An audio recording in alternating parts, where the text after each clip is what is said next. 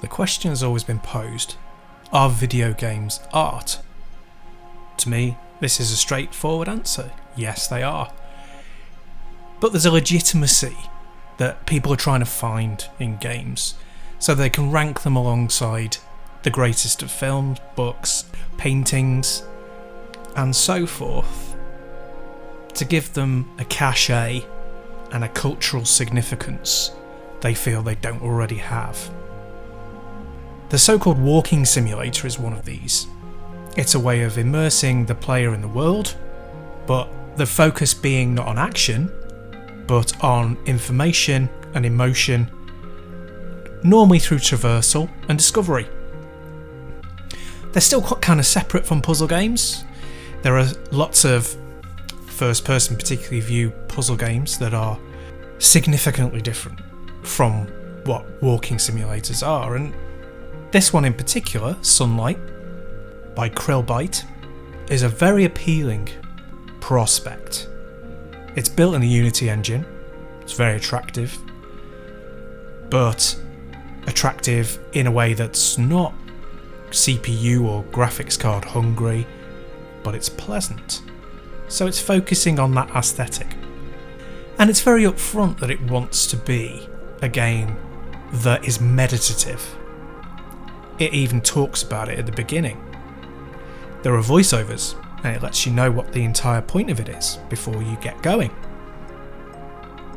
And this meditative state lasts for the length of the game, which is about 30 minutes. In terms of play, it's more of an art project, I would say, than a video game.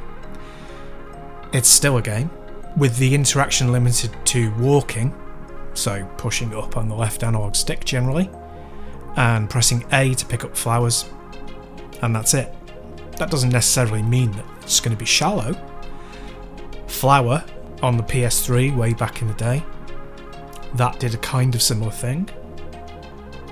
But what it does do is it engenders a feeling of peacefulness, of relaxation. The fact that it uses Tchaikovsky as music in the background doesn't hurt. It's not an unchallenging game though.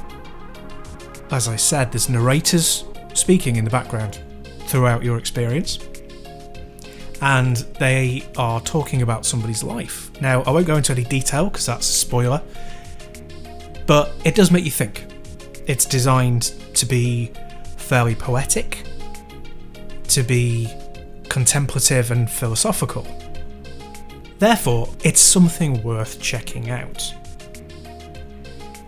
It has value and it has merit, and I enjoyed my 30 minutes with it.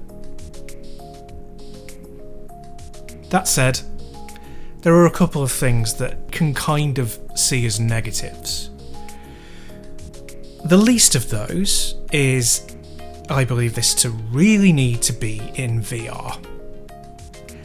It would transform the experience, it would make it completely immersive, and really nail the point that they were going for.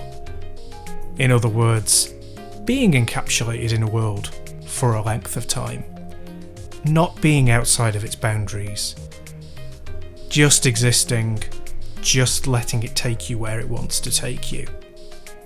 VR would be absolutely ideal for that, and with it being a low spec game, you could easily do it on Quest 2, or you could do it on PSVR. Secondly, it doesn't bring anything new. Now, that's not necessarily a huge drawback. And to explain, I mean, this is a game that has a personal point of view, and it wants you to listen to that, and through the action of listening, to meditate.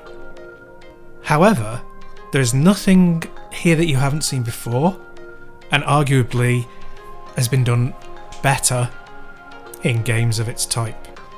And I'm talking about meditative experiences like Journey, which has more interaction, What Remains of Edith Finch, which has a greater story,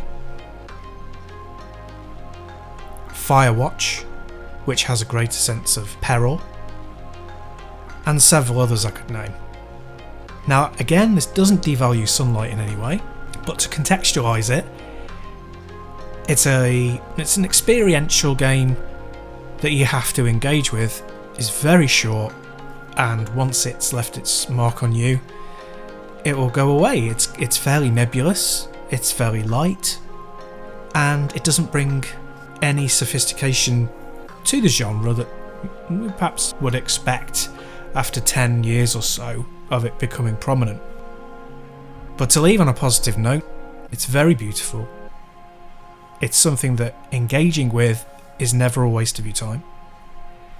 And if you're predisposed towards this kind of experience, it's recommended.